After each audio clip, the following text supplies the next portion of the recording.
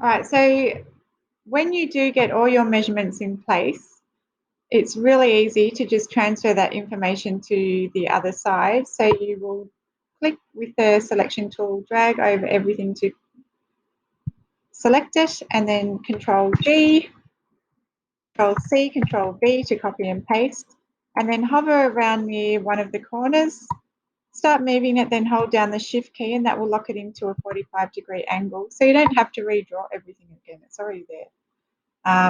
And then you're going to, all you need to do is create another little box like you did at the start. So with the box tool, click on the background, tab 2, enter. There's your box.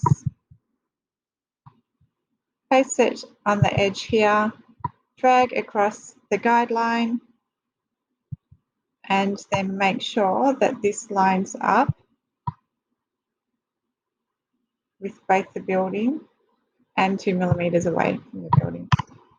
Okay, so then you have all of your plan view in place. So make sure it's labeled and the title is bottom left.